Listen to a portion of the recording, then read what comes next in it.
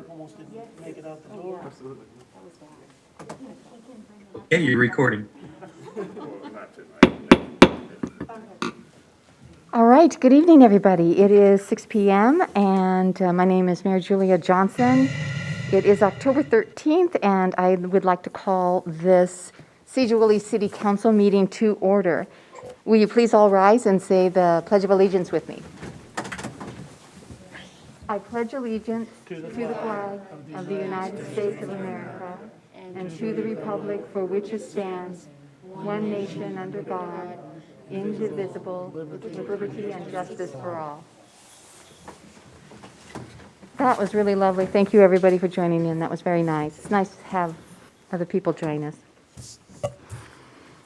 All right, I'll begin with roll call, and I will start with Council Member Kevin Loy. I'm here. Councilwoman Sarah Diamond. Present. Councilman Brendan McGoffin. Present. Councilwoman Joellen Kesty. Present. Councilman Glenn Allen. Present. Councilman Chuck Owen. Here. And Councilman Carl DeYoung. Present. Thank you. All right. All right. You know the routine here. Council members, I am actually looking for an approval of the agenda. Do I hear a motion? I motion to approve the agenda. Thank you. Second. Thank you. So I had a motion by Councilwoman Kesty, seconded by Councilman McGoffin. Any discussion? All in favor signify by saying aye. Aye. Aye. Aye. Opposed, same sign.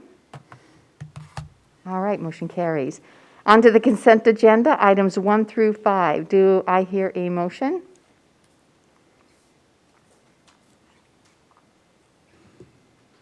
I'll make that motion, Mayor. Thank you, Mr. Loy. Is there a second? Madam Mayor, I'll second that. Thank you, Ms. Diamond. So we have a motion by Councilman Loy, seconded by Councilwoman Diamond to approve the consent agenda. Any discussion? All those in favor signify by saying aye. Aye. Aye. Aye. Opposed, Aye. same sign. Okay, motion carries. All right, well, we actually have kind of a busy agenda tonight with regards to both recognition and also proclamations. And I'm going to begin with mentioning that this kind of came on at the last minute, but we want to recognize one of our employees who has been with us for 16 years and 5 months, and that is Ray Fox.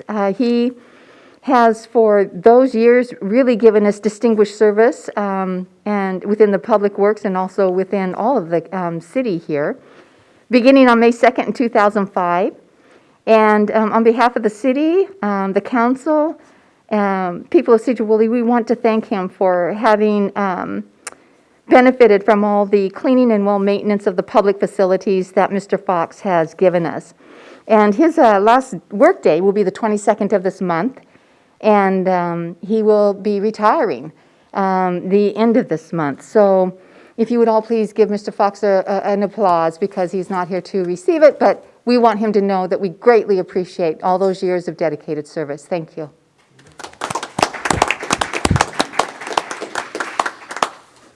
All right, if I could have Stephen Brenda Thompson and also Nathan come forward.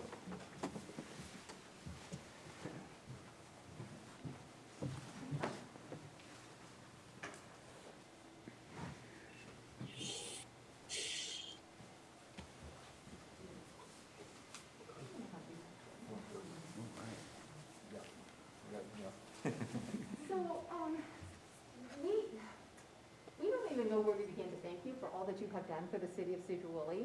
And I personally have to say, when I heard that you were going to be retiring and closing your doors, I was saddened, because I am up there every spring and every fall purchasing plants and flowers from you, and I have a lovely garden thanks to all your efforts. But you have been very good to the city, and Nathan has worked with you closely, so I've asked Nathan if he would say a few words and present the plaque to you. Yeah, so like I said, coming in the door, I didn't want to let you guys ride off into the sunset without saying thank you very much. I've had the pleasure of helping or working with you guys for about 20 of the 30 years that you guys have been doing this. So you've made me look very good, and it made it very easy for me, and I appreciate that. Yeah, I just wanted to say thank you very much and present this token of our appreciation. Oh, yeah. So it says, presented to Steve and Brenda Thompson, Thompson's Greenhouse. Thank you for 30 years of providing the Sedro-Woolley community with the beautiful hanging baskets and flower displays. Your efforts have helped us beautify the city and contributed to the atmosphere and culture of Sedro-Woolley. With sincere gratitude, we present this token of appreciation this 13th day of October 2021, Mayor Julia Johnson. Thank you so much. And thank you to your staff as well for all your guys' crew over the years as well. So Yeah, thank you. Well, this is very special, and we're a special community, so it's a pleasure to have done this over the years. Are you going to be So, staying within the community, or? Are we staying here? Oh, of course, yeah. Yes, Yeah. we want to be in Best place there is. Sedro-Woolley. Well, thank you so much. As it was stated in the plaque, our downtown looks beautiful from May to September because of all those lovely flowers that you actually start growing a year ahead of time and getting things ready. So thank Yeah. you very much. Well, it takes a lot of care, too, by these people. so- They do a fantastic job, don't they, he and his team? Yeah. So, All right, thank you. thank you. Thank you. Thanks. great.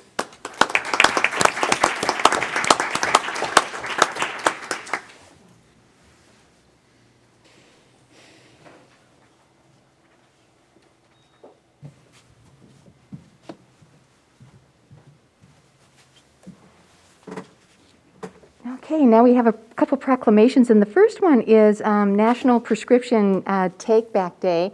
I don't know if Lieutenant Dan is on the line. Is he on the line tonight? I am, and we have Jed Tremmel from Sedro-Woolley Rise as well. Oh, excellent. Before I read the proclamation, would you two like to share a little bit about National Prescription Take Back Day and what's it about and how can people participate?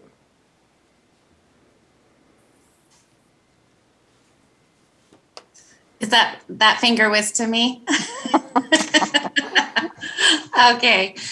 My internet connection's a little spotty, so sorry. Madam Mayor, City Council, department heads, and guests, thank you so much for allowing us a few minutes to present to you. For those of you that don't know, my name is Jada Trammell. I am born and raised right here in Sedro-Woolley, local business owner. My husband and I own Low Auto Sales. And I am an employee of Sedro-Woolley School District as the Community Coalition Coordinator. I co-coordinate our community coalition, which is Sedro-Woolley Rise. It formed in the fall of 2018. And we are a group of community members that include youth, parents, law enforcement, city officials, other civic and volunteer groups, and many, many more people in our community. The mission of our coalition is that they're a partnership to inspire and strengthen positive change to build a healthy community. And their vision is that all youth are connected and thriving in a healthy and safe community. Our focus in our coalition is really on two factors on how to build a healthy community, and that is looking at our protective factors and our risk factors. As all of you know, we have some wonderful protective factors in our community that include anywhere from community connectedness, sports, 4-H, Boys and Girls Club, fraternal groups. I can go on and on. Our community is pretty amazing and really wraps their arms around our youth. And so thank you. I really just want to take the time to thank you for doing that and being there for our community. One of our prevention measures or strategies that we as a coalition and you as a city participate in is National Drug Take Back Day. This event happens twice a year, once in the fall and once in the spring. And the event really addresses it's a critical public safety and public health issue, and that is the misuse and abuse of prescription drugs. Unused and expired prescription medications can lead to such things as accidental poisoning, overdose, and then eventually abuse. But to add to this, majority of the teenagers and youth that are abusing prescription drugs are getting those from friends and family, and yes, the home medicine cabinet. So these take back programs and events are our best way to, as a community, to dispose of old drugs, old prescription drugs. And we in Sedro-Woolley are so lucky to have such an amazing community that supports this event, and to have you as a city that continues to show your dedication to the health and safety of our community and really to those kiddos who are our future. Thank you. All right, thank you, Jada. Lieutenant Dan, did you want to add anything else? I'll just add, I know you're going to read the proclamation and state some of the stuff, but it's going to be held October 23rd, Saturday, 10 to 2 p.m. And we really want to get anybody that has any of these extra prescriptions the opportunity to drop them off to us. It'll be right out in front on Metcalf Street, drive-through drop-off, and let's get as much of that medication out of the houses if it's just sitting there. In addition, I just want to add, we do have other opportunities to dispose of those medications at Schaffner Pharmacy, Hometown Pharmacy, and here at the police department. We all have drop-off boxes for that. So just want to really get this going and keep this going to where we don't have to collect too much to do this, but we're still dedicated to have this day 2 times a year to keep this going and make a difference in that manner. Thank you. Excellent, thank you. So I will read the proclamation. Proclamation of the City of Sedro-Woolley declaring October 23rd, 2021 as National Prescription Drug Take-Back Day.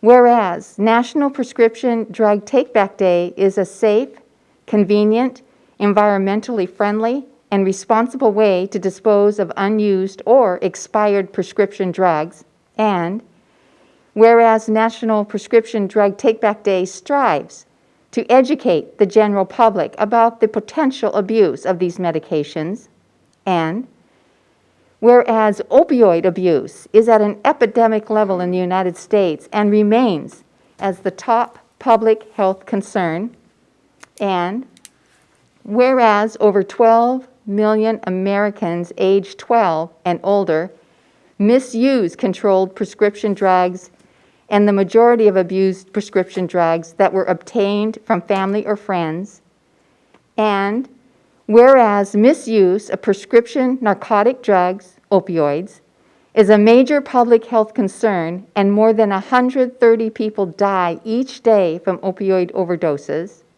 and whereas unused or expired prescription medications are a public safety issue, leading to potential accidental poisoning, misuse, and overdose. And whereas National Prescription Drug Take-Back Day is a national initiative implemented to reduce prescription drug abuse and diversion, and whereas proper disposal of unused drugs saves lives, and whereas the City of Sedro-Woolley Police Department, United General Hospital District 304, and the Sedro-Woolley Community Coalition, Sedro-Woolley Rise, will host a National Prescription Drug Take-Back Day, October 23rd, 2021, from 10 a.m. to 2 p.m. to provide the opportunity for our community to prevent drug addiction and overdose deaths. Now, therefore, let it be proclaimed this 13th day of October 2021 by the Mayor and the City Council of Sedro-Woolley that October 23rd, 2021 is hereby declared to be National Prescription Drug Take-Back Day, and encourage all residents to participate in the turning in of all unused or expired medication for safe disposal and help to prevent drug addiction and overdose and deaths. In witness thereof, I have unto subscribed my name to be affixed on this 13th day of October 2021, Julia Johnson, Mayor. A lot of sobering information in that proclamation. The second proclamation is a wonderful proclamation, and it has to do with White Cane Day. And I didn't know if Ms. Torsett, if you wanted to come up and just give a few words regarding it at all, or did somebody want to come up and give a few words regarding it?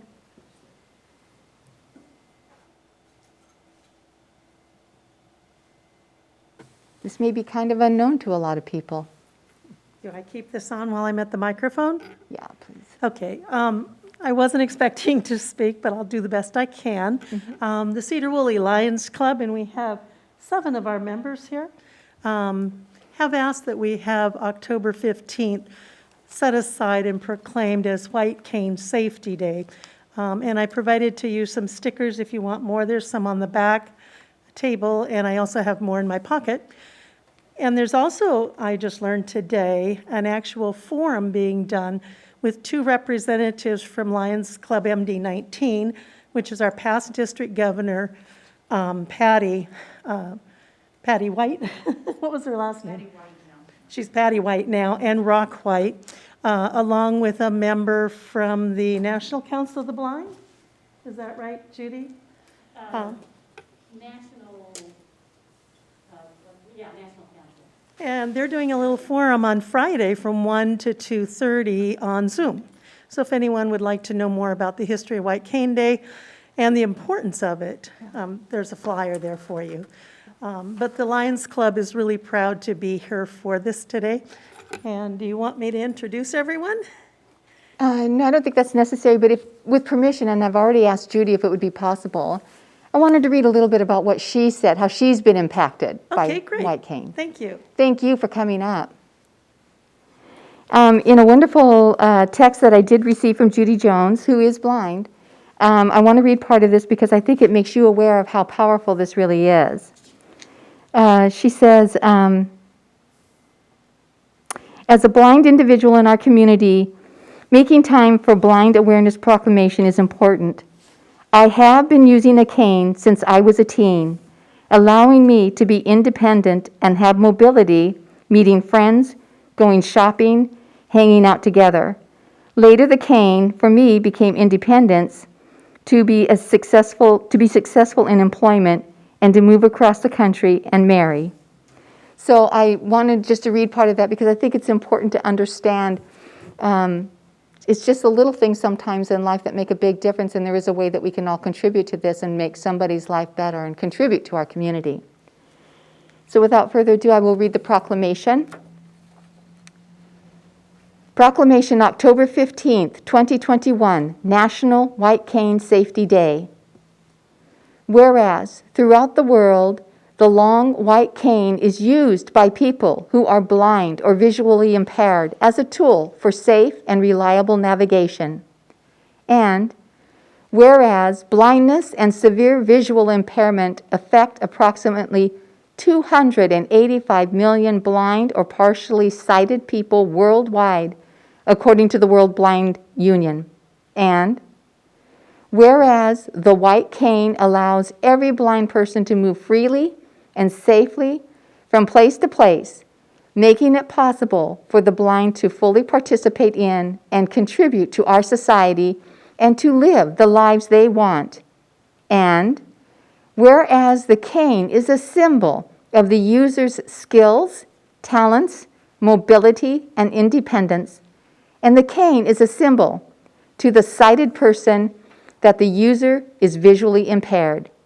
And whereas RCW 7084040, the driver of a vehicle approaching a totally or partially blind pedestrian who is carrying a cane predominantly white in color, with or without a red tip, a total or partial blind or hearing impaired pedestrian using a dog guide, a person with physical disability using a service animal, or a person with a disability using a wheelchair or power wheelchair as defined in RCW 4604-415, shall take all necessary precautions to avoid injury to such pedestrian or wheelchair user. Any driver who fails such precaution shall be liable in damages for injury caused, such as to the pedestrian or wheelchair user. It shall be unlawful for the operator of any vehicle to drive into or upon any crosswalk while there is such crosswalk, while there is in the crosswalk, pedestrian or wheelchair using or crossing or attempting to cross the roadway.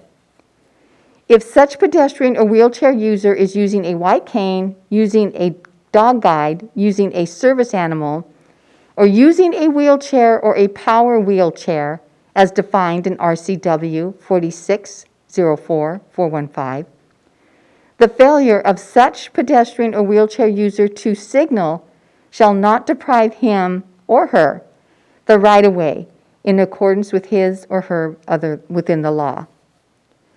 Whereas in 1925, Helen Keller challenged Lions Club International to be, quote, Knights of the Blind, end quote.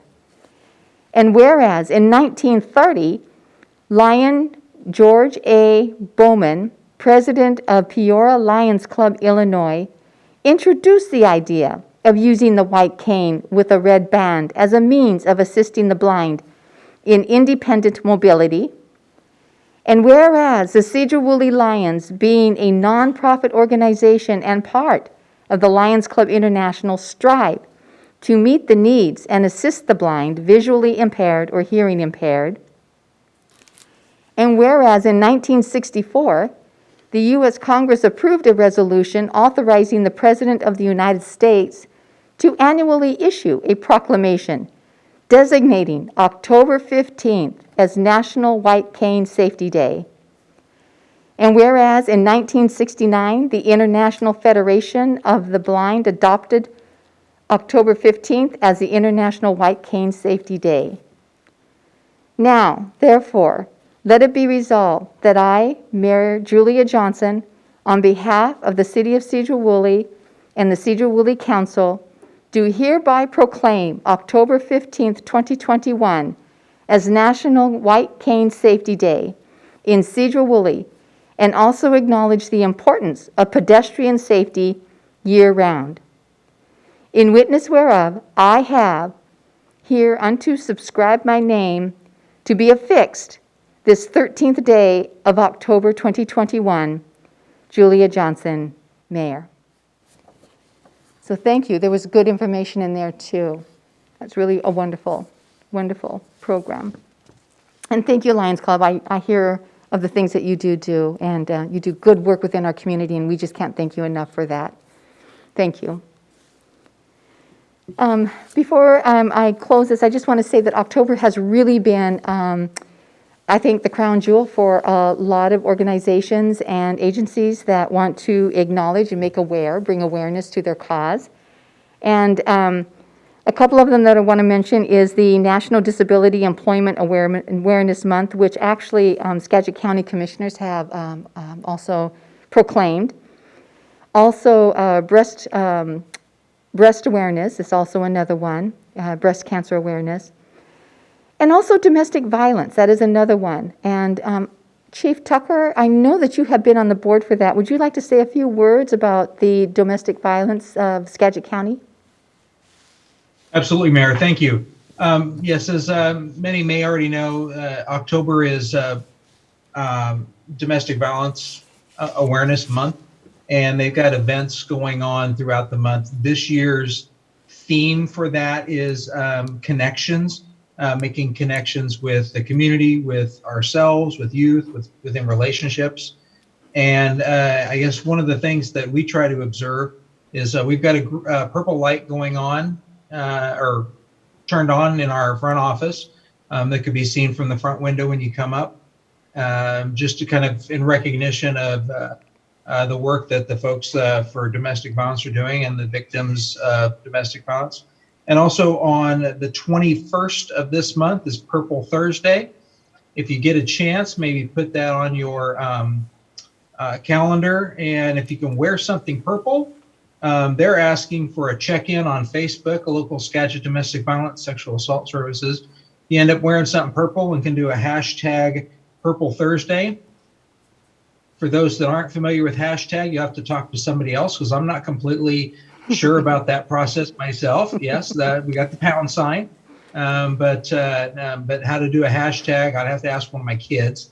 But I got my nice purple Domestic Violence Sexual Assault Services Board of Directors shirt. I'm going to try to remember to wear that if I'm here. I have a baby granddaughter due on the 20th. I'm not sure I'll be here on the 21st. So with that, thank you, Mayor. I appreciate the opportunity to bring that forward.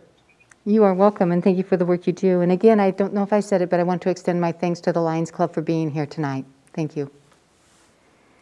Okay, we will move on to staff reports, and I will begin with Fire Chief Frank Wagner. Good evening, Mayor and Council. I just wanted to start off and again recognize Jada and her team with the RISE Coalition. If you ever get a chance to sit in on one of those meetings, the amount of enthusiasm, dedication, and commitment that her and Danica Troop and those folks have is pretty amazing.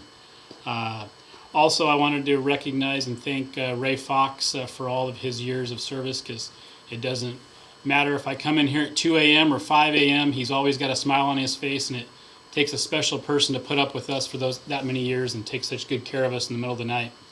And I will not be here on the next council meeting, so I know you're going to be giving kudos and thanks to Ms. Teresa Neschheim for her years of service as well. And what a great partner she has been with Civil Service Commission, taking care of myself and Dan and Lynn with our folks on that side, and all of the payroll and human resources and multiple hats she's worn over the years. So from us, thank you from the bottom of our hearts.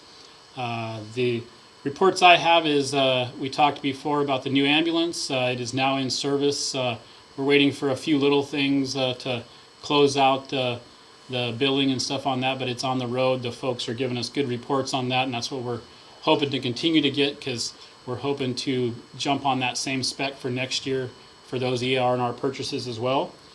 We continue to recruit and look for new staff for our residents. So anybody out there that has a nephew, a niece, a cousin, a brother, a sister that has their EMT, wants to get their EMT, is interested in the fire service, and needs a place to live. We got some rooms here for our resident program where they live here. We train them. We take care of them, get them ready for the big career down in the big city, or to stay on with us, hopefully. We got some bad news this week with our FEMA grant that we brought forward to council last year, hoping to get that communications grant that we took on together with Clear Lake Fire, Fire District 8, 19, Birds View. We were in it all the way till the very end, which is a good sign, which just means we were really close, because if you're not in the running, you usually get a denial letter really quick, way back in March or April. We went all the way till it closed, and they ran out of money, so they told us to reapply next time. So we're reaching out to those districts to make sure they're still on board, and looking at the possibility of doing that for the next round, which will start next year, of course. So that's a $300,000 push of equipment just for us alone that we unfortunately will not be spending, but we'll look forward to hopefully doing that next year. And that is all I have, other than I will not be here for the next council. So again, thank you to Teresa and Ray. Frank, I know that you're going to be, I believe it is Assistant Chief Gardner who's going to be in the e-desk. What is that? Job fair? Yes. Do you want to share about that? Because maybe somebody could check in with that and they would be able to speak with him directly regarding information regarding Yes, ma'am. Yeah. He set up a online job fair site with eDask this afternoon, and I jumped on there, and what a neat way of using technology.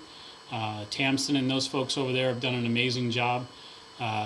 They had Peace Health was on there, Skagit Regional, Janakey, Hexel, Liuna Labor Union. There was so many different options for those folks. And last I heard this morning, there's 170 people online with resumes and applications.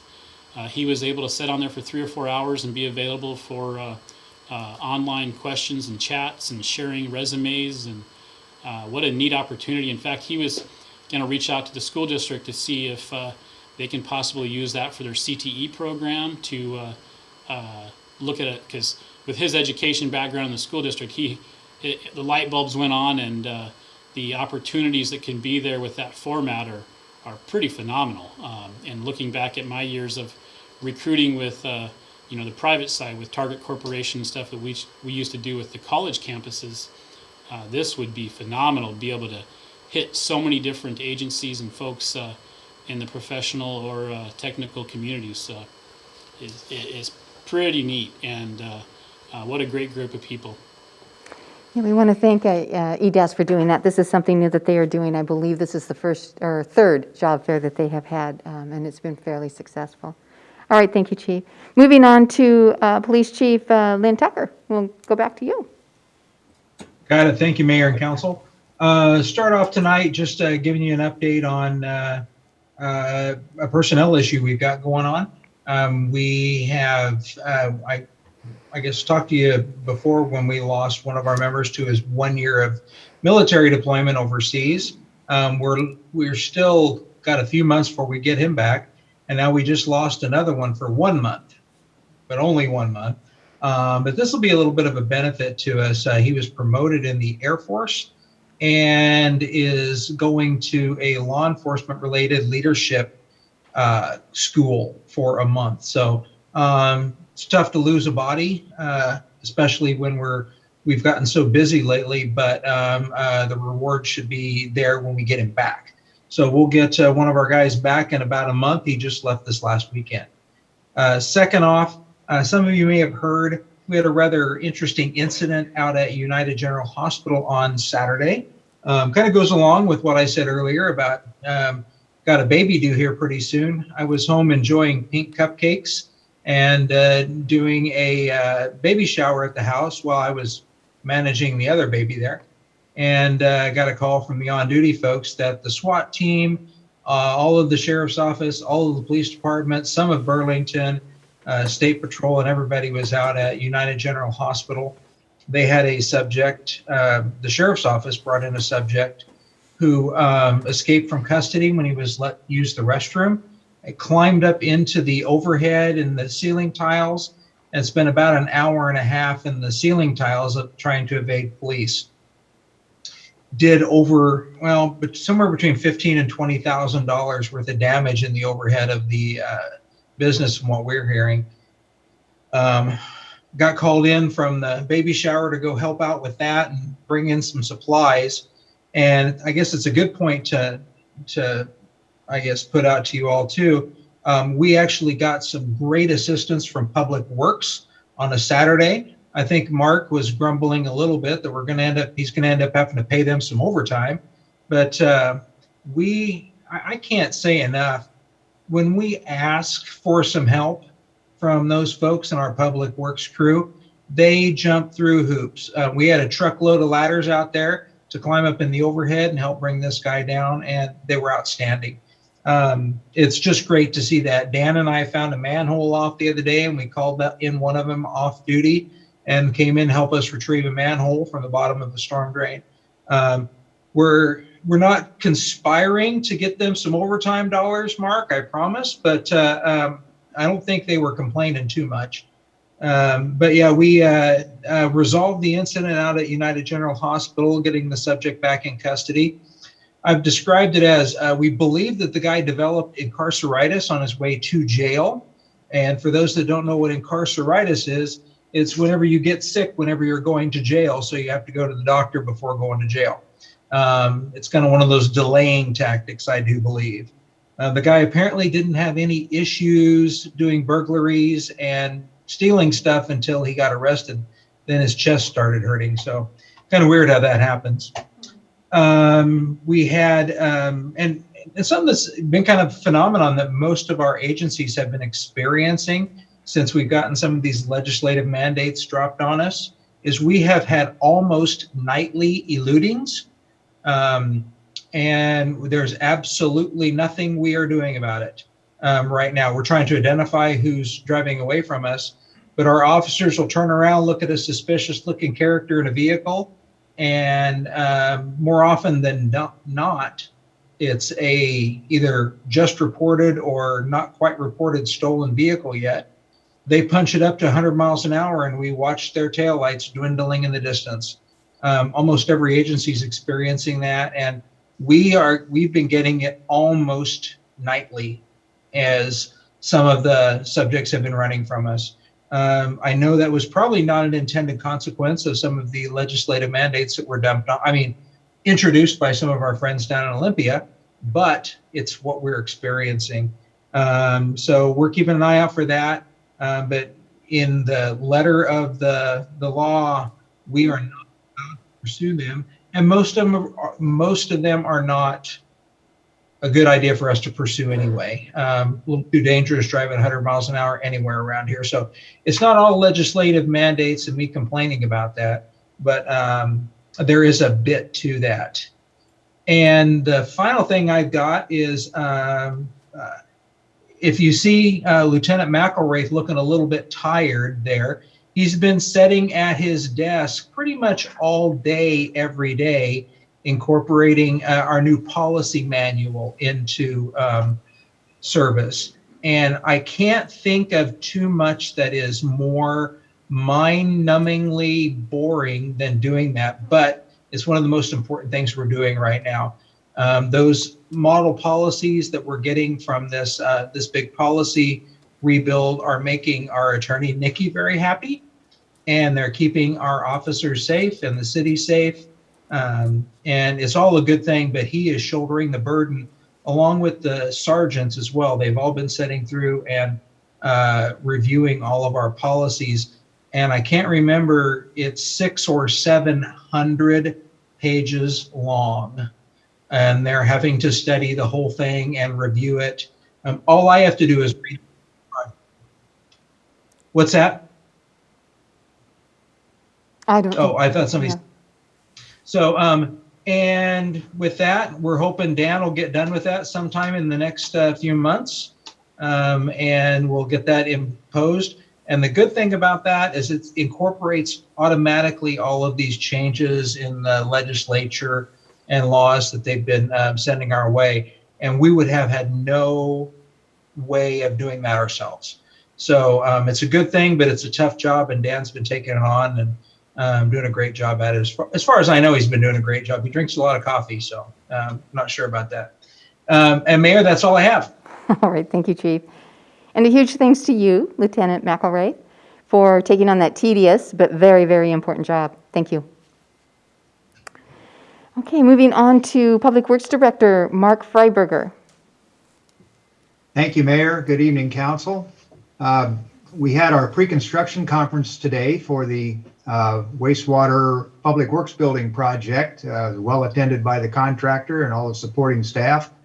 So they're planning to mobilize on the 18th of October and get that project underway. So you should see some activity down there. Nathan's had his contractor doing the fencing project out at the Northern States Recreation Area thing. That should finish up in the next number of days. It went well. We had an archaeologist standing by the entire time under the requirements of our permit for that project, and fortunately we didn't find anything of interest there. Also, the Fire Station 2.75, I think they're calling it, storage building project. They were setting the trusses on that this week, and so that building's moving right along. And we also have a contractor replacing the pumps at the State Street pump station. That's in progress. They'll probably get that back online about the middle of next week. And we advertise for bids. We will advertise for bids with your permission granted tonight on the consent calendar for the SR20, SR9 Township intersection project. The ad will be placed tomorrow, and we're looking at a pre-bid conference on the 26th and bidding that on the 4th.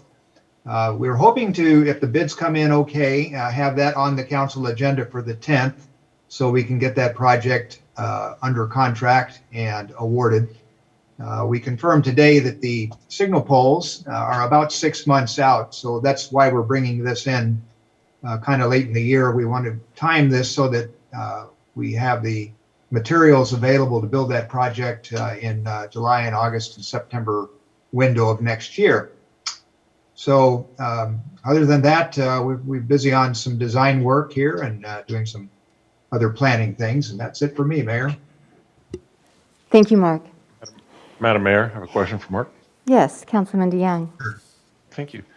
Mark, I received some feedback in the neighborhood there on Talcott and Railroad, specifically some line of sight issues with some landscaping that is kind of forcing drivers to poke their nose out onto Railroad.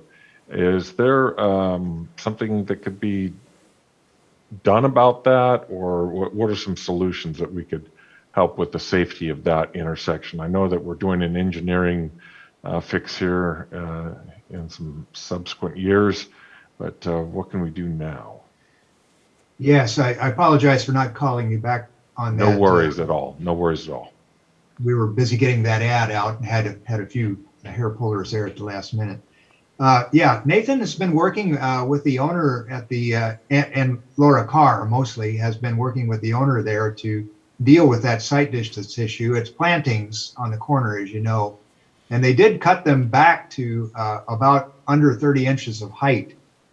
So they've done what we've asked them to do there. I haven't driven back out there to see if that fully solved the problem. If you've gotten a recent complaint, it may be that they're still concerned about it, but code enforcement has been pretty diligent about working with the owner, and they have been cooperative to try to remove that barrier. So thank you very much, Mark. You're welcome. All right, thank you. Moving on, Building and Permits Director, John Coleman. Good evening, Council, Mayor. Thank you. Not a lot to report, just continuing with the Planning Commission agenda. On Tuesday, again, we'll be talking about 2 rezones and some parking, requested parking changes in the urban village mixed use. That'll be the second hearing on each of those. We're having a public hearing in the rezones and just more study on the parking issue. That one will go on for a while before it makes its way to council. And otherwise, things are moving along nicely in the building and planning department. Plenty going on, but we've got it handled. So that's all I have to say for today. All right, thank you, John. Finance Director, Debbie Burton. Thank you, Mayor. Good evening, Council. Pleased to welcome Janine Goss to my team. She's going to be our payroll and HR assistant. So she and Teresa have been doing lots of training. So we're excited to have a full staff now in finance. So hopefully things will settle down a little bit. Upcoming in November, December, you will see a lot of me, as the end of the year is when we do a lot of discussions about our finances and our property taxes and all those good things. So I will be sending information and looking forward to speaking with you as we get towards the end of the year. All right, thank you, Debbie. Yeah, we've, through those couple of retirements, we've lost a lot of really historical knowledge, but I have to say the individuals that you have brought on, we're really fortunate to have. They're very qualified, so thank you for being diligent about that. Thank you. City Attorney, Nikki Thompson, good evening. Good evening, Mayor. This evening, I have a couple of things to mention. As Chief Tucker said, I am very excited about the Lexipol policies, and I get very happy every time the lieutenant sends me an email with another policy to review, which is rather strange, but it is a fact.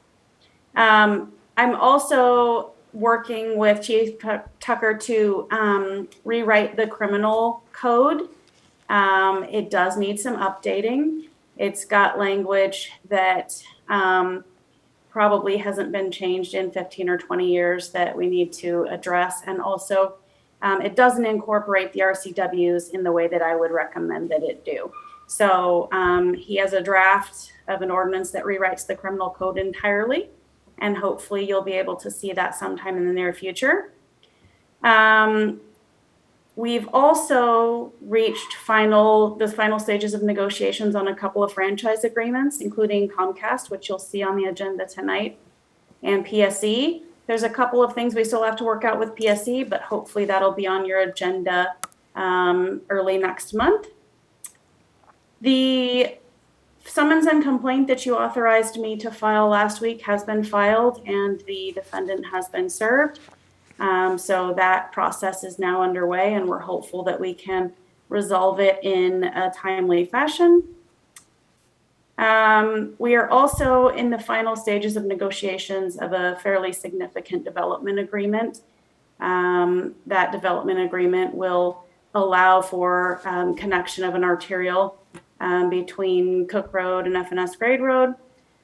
So it's a fairly important agreement, and I would anticipate that coming before you next month as well.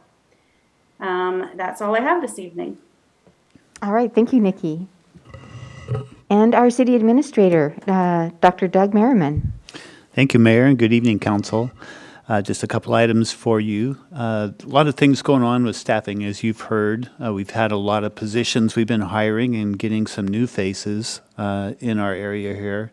We have 2 positions we're still working on. We did hold interviews for a new court clerk last week, and we do have a finalist that we've extended a conditional offer letter to, and so we're working with Judge Stiles on completing that process.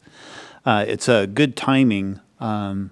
There are a couple different areas in our court process that we need to take a look at as far as how we screen applicants for indigent defense and different things like that. So you'll see a couple smaller contracts coming forward probably in the next few weeks as we kind of redefine a little bit our court process and how that interacts with the court clerk position.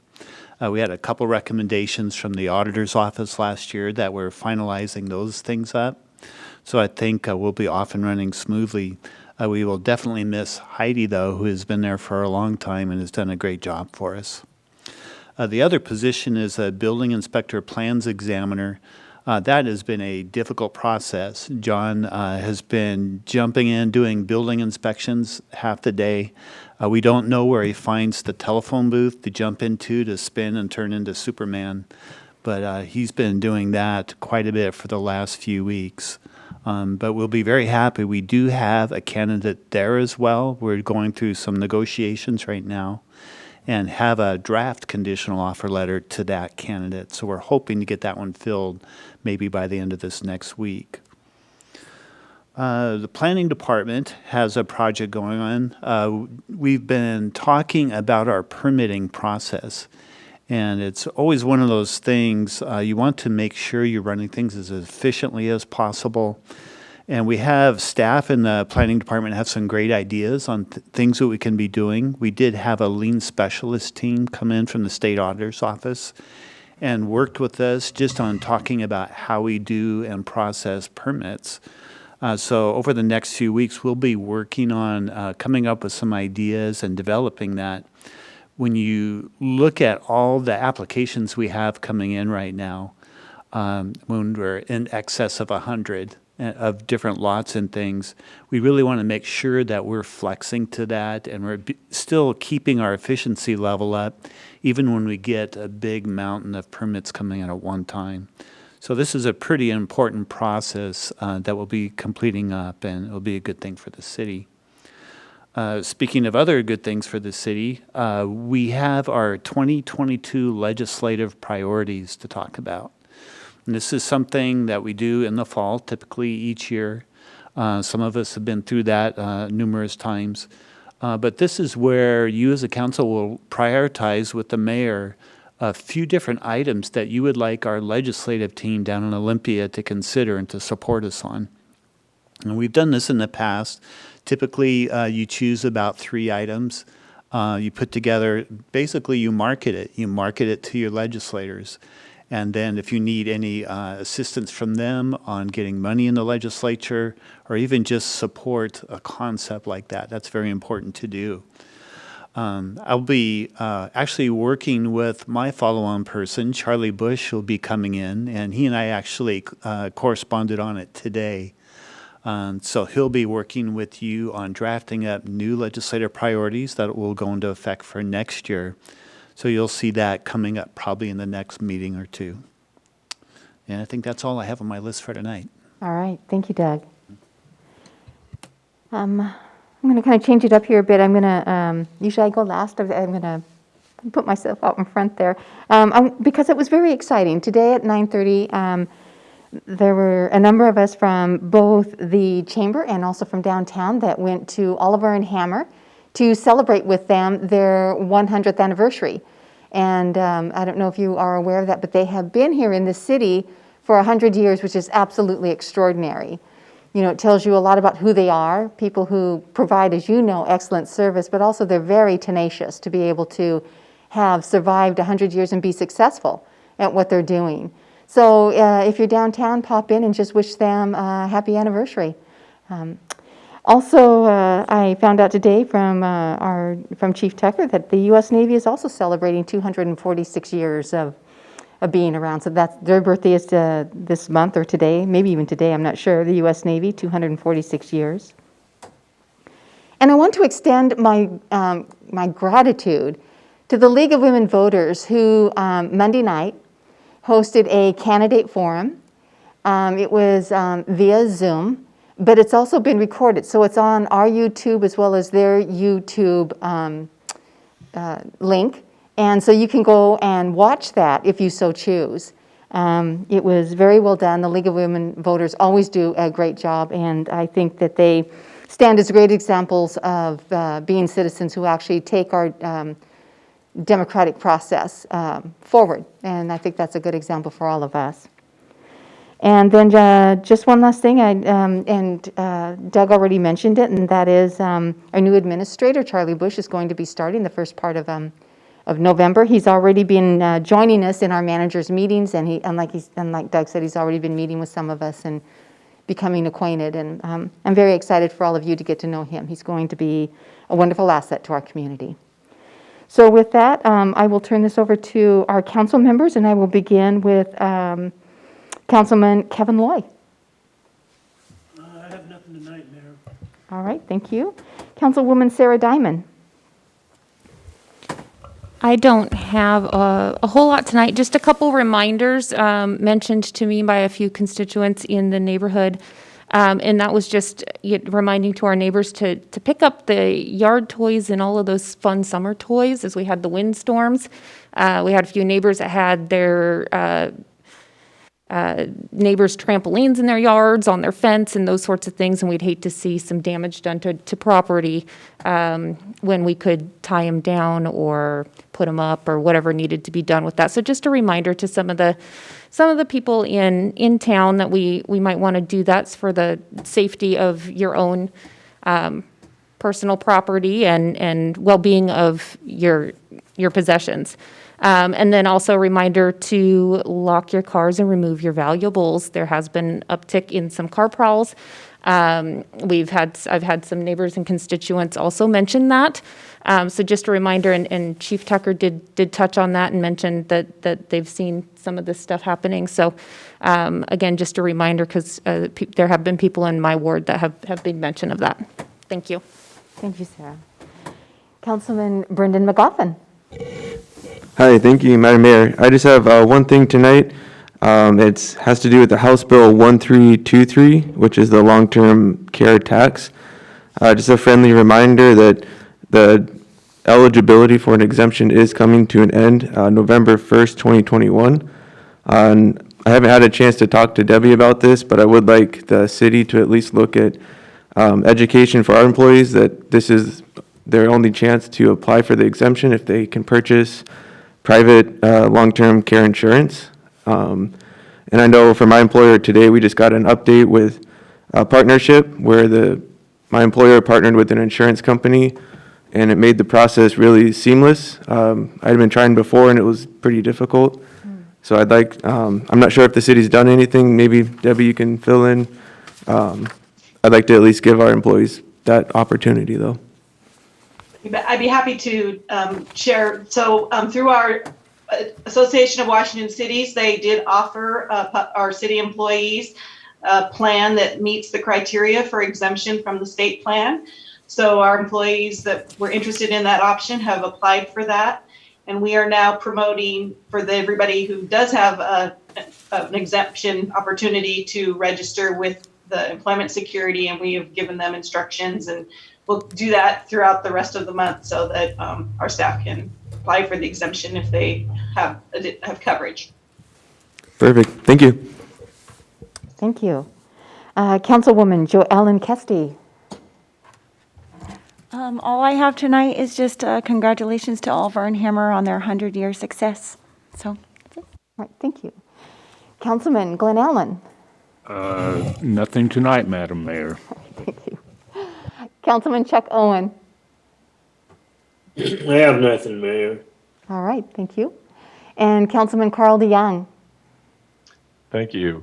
It was covered with my question to Mark earlier, so thank you very much. All right, thank you. Okay, with that, we are through with staff and council reports, and we will move on to public comment. Right now, it is 6:56, and I will open up public comment for anyone who would like to come forward. Please keep it to 3 minutes, and if you can give your full name and your address, that would be appreciated. So is there anyone who would like to come forward for public comment?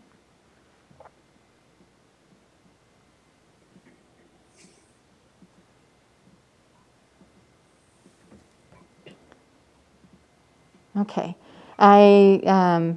Nobody within the chamber here is coming forward, and I do not see anybody online who would like to make public comment. So at 6:57, I will close public comment, and we will move on to new business. We only have one item on the agenda tonight, and this is a first read, and it is Ordinance 1993-21, the franchise renewal with Comcast Cable Communication Management, LLC, which our city attorney, Nikki Thompson, did mention to us, and I believe she's going to lead us through this. Nikki? Thank you, Mayor. As the mayor said, this is a first read on the renewal of the Comcast franchise agreement. State law gives cities the authority to regulate the public rights of way, and one of the ways that we do that is through a franchise agreement. A franchise agreement is essentially a very large contract that gives broad permission to utilities and others to utilize the public right of way. So what these types of agreements often include are things like how the grantee is going to use the public right of way, the services it's going to provide, permitting requirements that the city might have that they need to follow, how the work is to be done, how they are supposed to repair the rights of way after they open them, how much the grantee is going to pay for the use of the right of way, and insurance and indemnification requirements. It's a very extensive document. This particular agreement is with Comcast, and it is a 10-year contract. It is non-exclusive, which means that we can also grant franchises for other utilities to put their lines or their infrastructure within the right of way. It's not just for Comcast. We have recently finished negotiating this particular agreement. Vincent Bies from Comcast is actually on the line as well. I can see him here. So if there are any questions about the agreement itself, or if you want to hear from Vincent, he is available to you. Otherwise, this agreement, like I said, is long and comprehensive. If you have questions, please feel free to ask those of me at a later time after you've had a few days to go through it. This will come back to you at our next meeting. Franchises are actually one of those things that you can't pass on the first read.